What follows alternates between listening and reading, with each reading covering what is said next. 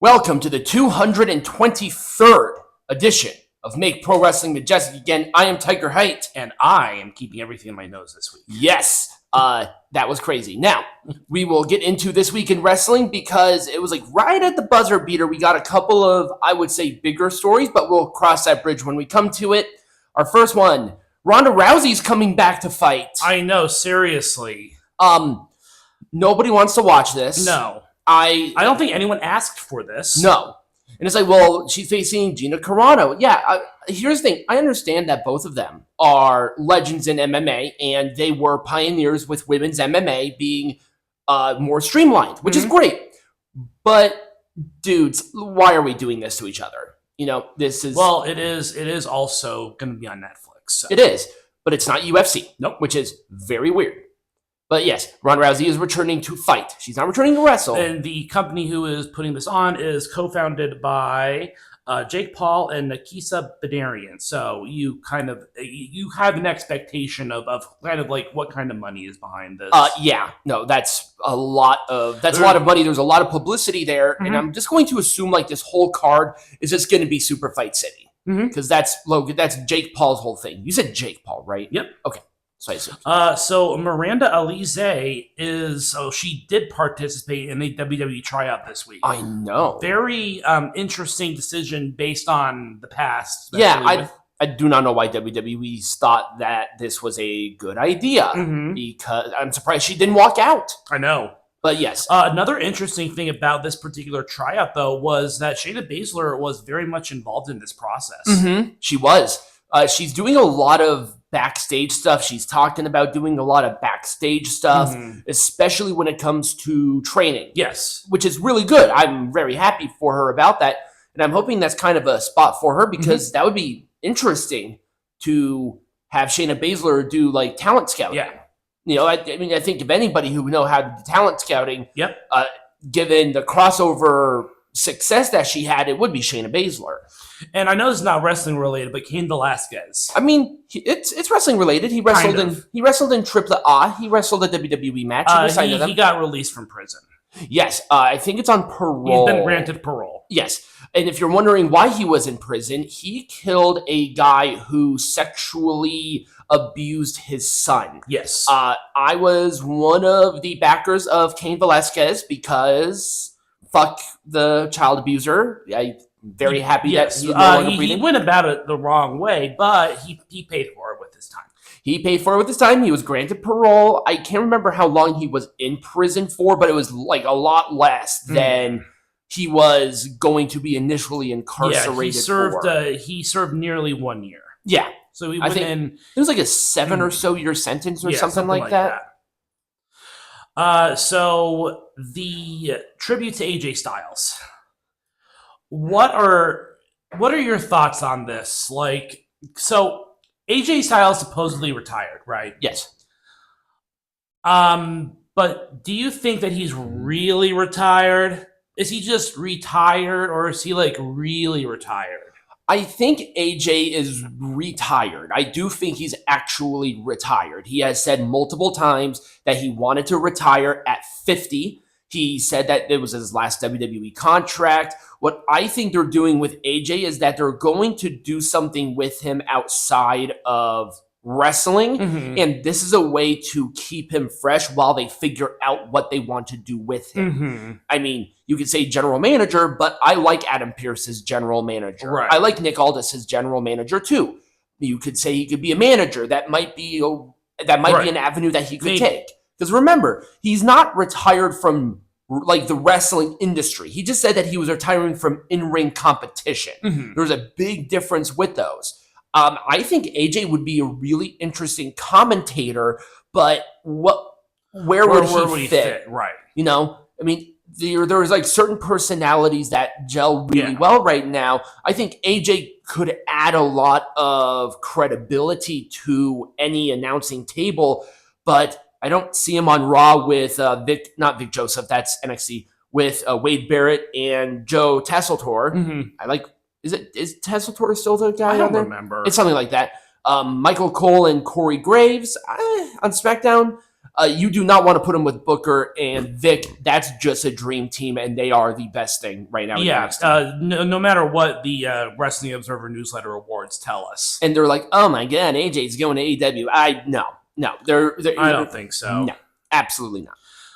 So what are your thoughts about ESPN doing a condensed version? Actually, it's going to happen like within the hour. They're doing a 3-hour condensed version of the Royal Rumble on their on like they're not on their streaming platform, but like on ESPN, like on actual television. Yes, I was not aware of this.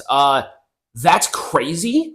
I wonder why they're doing this. I wonder if this is just an avenue that they signed with WWE.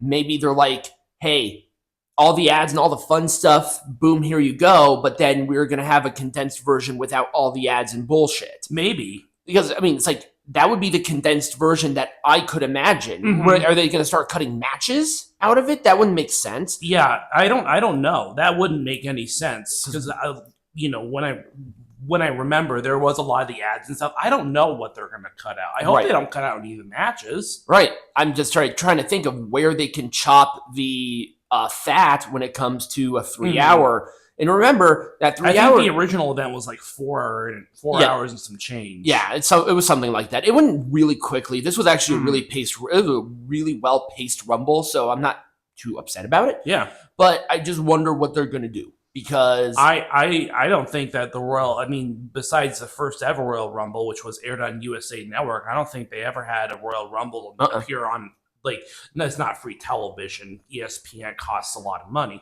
but you know what I mean, like on cable television. Yeah, it's interesting. It is taking time. It's taking a lot of time out of it, and it's Sunday evening. Like you said, it's happening within the hour. And I think that they just need something to put on there because the Olympics are over. That's true. Today, and I blinked in those Olympics. They just fucking blew by. Yeah, they did.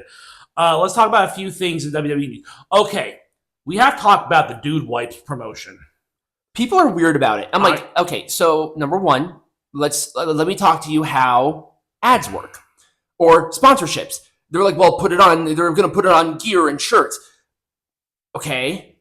UFC has sponsored gear all the time. Didn't Brock Lesnar walk around at Jimmy John's trunks for like 10 years? Now, in their defense, Jimmy John's they already had a pre-existing sponsor agreement with Brock Lesnar that he had to fulfill. Right. So that was just a thing. But, UFC has it. What would change? Right. You guys bitch about the sponsors in the ring, and nothing changed when it came to in-ring quality. Yeah. It just didn't happen. You just had some ads. Yeah. Okay. Well, what about the digital ads on the arena? What did that change? People, as soon as it happened, people just stopped bitching about it entirely. Yeah. What's going to happen here? Oh, you're going to have Dude Wipes as a sponsor. The thing is that that's going to help the wrestlers too. Yeah. I don't understand what the problem is here. It's like, oh, they're going to have Dude Wipes on the gear that they're going to wear. Or, oh, Dominic had Dude Wipes on one of his shirts. And? Well, now, unless Dominic Mysterio has to come out with a bag of Dude Wipes and talk about it, it's not going to change anything. Right. It's so it's stupid. Just Dom being Dom. Well, that was the example. But I'm saying that, okay, maybe some of the wrestlers are going to have the opportunity to have like sponsored ring gear. Right. Okay. And then the other thing I want to talk about too is the Clash in Italy. Yes, I did see that. I think the first premium live event ever that's going to be hosting in Italy. Is going to be in Turin, Italy, the Alpi Arena. You guys know that I adore international shows because I get that show is going to be loud. Oh, it's going to be, not only is it going to be loud, but it's going to be so early in the day. Remember, the time zone difference. Yeah. I love covering SmackDown right before an international pay-per-view because I get to finish it on Friday, and then we go out, and then I have a weekend off. It's awesome. So I was going to talk about that, but I'm glad you brought it up. Well, from one pay-per-view to another, let's talk about the reports of Chicago area venues are being blocked from hosting watch parties for this. So just to make sure that you all are familiar, watch parties is where a venue will have, they will buy the pay-per-view and then they will charge people to go into the but building. Then they pay the company an extra fee, which is called a public performance license to show the event. Right. So they do pay WWE to promote, to say, hey, we're going to do this as a public viewing, and they have to approve of it. Right. So it's not just, oh, well, you can just show it on any television. No, you can't. For something like that, you do have to pay the company and say, hey, we're going to show this. Is it okay if we show this in a very public area? I'm not generally happy with that. I think this just makes the rumors of WWE restricting WrestleMania 42 parties more and more apparent. Right. Like, are we really going to start seeing this type of tactic now from the WWE because they're suffering from poor ticket sales? Like, I don't care. Here's my problem with now. I will say this is something where I disagree with. If we have to start doing this, that is a WWE problem. Mm-hmm. That is why are we having lower ticket sales? Well, you're fucking going back to Las Vegas, mm-hmm. where nosebleeds are going to be $500 a ticket. Nobody's going to buy that. Right. Hell, I'm totally off script here. The A's Stadium's ticket prices are going to be absolutely bonkers. They're going to be like $5,000 a ticket. It's crazy. But that's Las Vegas. That's Vegas for you. And people are now bitching about Saudi Arabia. Do you realize that front row for the Royal Rumble was like $300? The problem is a multifaceted economic stupidity that's known as Ticketmaster. If you do not know, I recommend looking it up. It's awesome. But I don't like this because it's so anti-consumer. Mm-hmm. Where if the bar pays for the pay-per-view, then they should be able, and then pays you a fee and says, "Hey, we want to do this." If they keep the fee low, then whatever, who cares? But then what are going to be the restrictions? People can't re-record it, but it's going to be loud anyway. So who cares? I'm not sure how many watch parties were happening around the Royal Rumble. I guess apparently it was more than I thought. Generally, I don't go out to a place anymore to watch it. There was a place that we did go to watch parties back in the day for WWE pay-per-views. It was called Red and Jerry's. Yeah, but again, they're only restricting them in the area in which the pay-per-view is taking place. Right. If you live somewhere else, you could probably find it. And they're more lenient. It's like, oh yeah, we're hosting a watch party, and if we were hosting a watch party here for this show, it'd be like, yeah, sure. But they're only restricting it, I think, within like 50 miles of the actual event. Well, because there's already a built-in audience that will be there. Right. So it's like, oh, a wrestling fan who wants to watch Elimination Chamber doesn't want to buy the tickets and do all that bullshit in Chicago. Oh, let me go to a bar and watch it. Mm-hmm. They just don't want that, which once again is anti-consumer. Well, how do you get rid of or how do you help with ticket prices? Well, A, drop the fucking price, and B, write better shit. Right. Stop waiting till the fucking buzzer beater to give us a whole card and people will buy it. Right. It's ridiculous. I love anything to take from the UFC is how the UFC conducts their cards. They tell you like 2 or 3 months ahead of it. It's awesome. And then we got to talk about the car accident. Yes, the car accident that Vince McMahon was in. The police body cam was released. The dude was going like 115 in his Bentley Continental GT Speed, which, by the way, is a $200,000 car. I think it was 300,000. I think McMahon put in a couple of things. So he was calling himself. It was so really funny. He was calling himself a fucking fool. I thought that was really funny. I'm like, why is he driving a car? A, and B, he just looked like anybody's dad. He was wearing like a tracksuit and just regular shoes. It was a very jarring. I'm like, the dude was driving a Bentley. Yeah, he said that he wasn't driving around a lot recently, but right. I don't know. I'm sorry. He was having an old man joyride. Okay. Also, probably was a bad day because that morning we learned that Hulk Hogan died. Oh yeah, that's the same day. That was the same exact day. It was like losing his child. It really was. I'm glad nobody died. Yep. I think he was only charged with reckless, and this was resolved in October. So it's like reckless and following too closely. He went into an accelerated rehab program. He made a charitable donation. Yep. He doesn't have, he didn't have any other. It was a slap on the wrist. It was like $1,000. Nobody died. Thank God. It was good. But yeah, that's it. Well, that's all I have on my end. You have a few more things you want to add on, though. There's one thing I want to add on, and I'm glad that we ended with Vince because something else happened. The Janel Grant talk. I was on the fence about talking about this one because I don't know if she is. I fear that maybe she is going the grifty direction because she's a grifter. I'm sorry, you do not make in any sort of law situation. The last thing you fucking do is talk about it publicly. This means that she's probably going to lose this.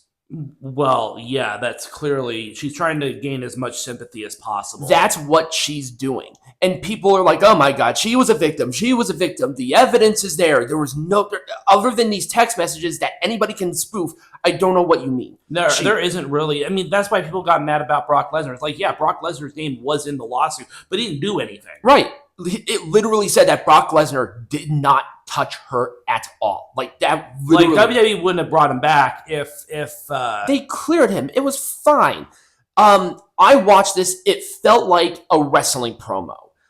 She talked very vaguely about a recent, I think it was like 2022, of a storyline that mimicked what she did. Yeah, she kind of compared it to the Liv Morgan, Dominic Mysterio saga. When it just started, which is ridiculous, It doesn't even make sense because those weren't even remotely paralleled, like at all, which is really funny. Because I didn't see Dominic Mysterio peeing on Liv Morgan. Now, would I accidentally watch that for 20 minutes? Yes, I would. Probably.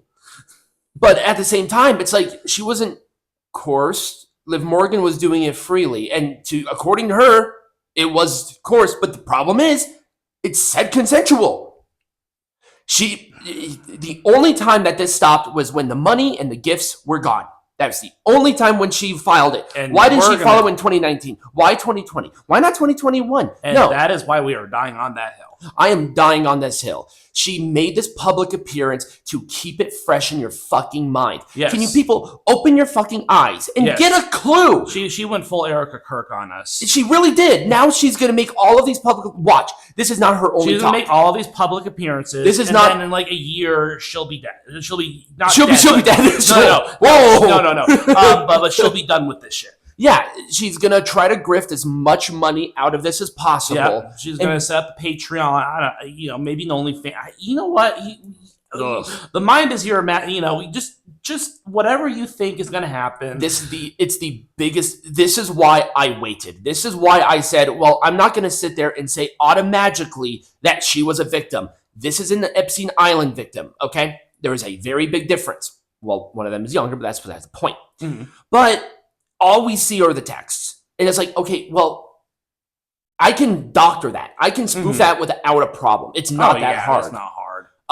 Now, is Mr. McMahon still a sick man who had a bunch of extramarital affairs and used money to keep them shushed? And that's including Janel Grant? Absolutely. Is that wrong? Oh, definitely. There are more skeletons in that closet than an Auschwitz pit. Wow. Jesus Christ, we are going to be canceled.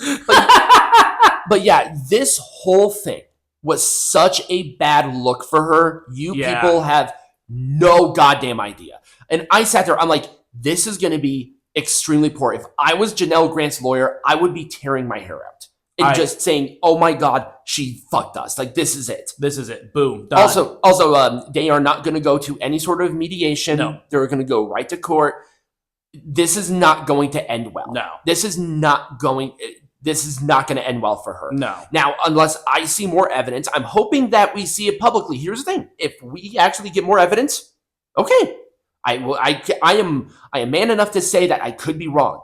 But this just does not scream victim to me. No, it doesn't. It doesn't sit right. Nope. There's something in this that doesn't make any sense. Exactly. So with that being said, we're going to move on to our topic, and I think it's going to be very interesting for everybody.